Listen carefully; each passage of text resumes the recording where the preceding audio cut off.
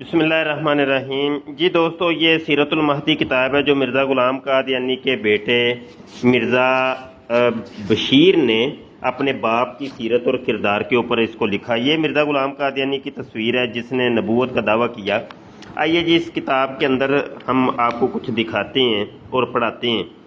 ये सफ़ा नंबर 781 है और यहाँ पर अगर आप ये वाली रिवायत देखें 893, इसके अंदर ये है कि जनाब ये काजी यार मोहम्मद हज़रत अक़दस को नमाज में तकलीफ़ देते थे। तो काजी यार मोहम्मद जो है ना, बहुत शरारती आदमी था।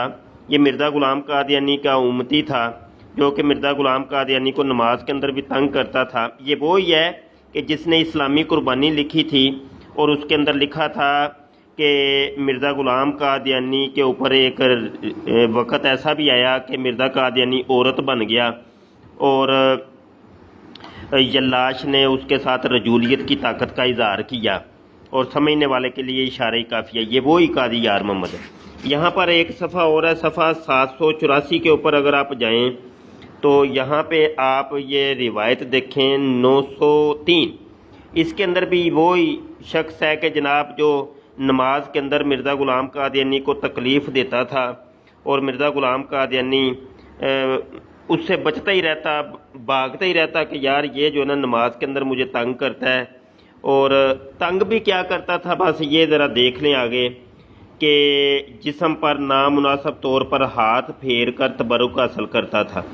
तो आपने देख लिया कि ये जो तंग करना है वो क्या था। और सजदे के अंदर भी वो फिर नामुनासिब हाथ फेर के वो तबरुक हासिल करता था।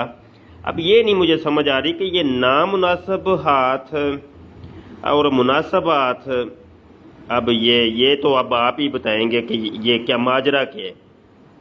नामुनासिब हाथ फेर कर तबरुक हासिल करता था और सजदे के अंदर, होए होए, बड़ी औखी कहानी है भाई ये मिर्ज़ा जी की जो ज़िंदगी है बड़ी मुश्किल से गुजरी है।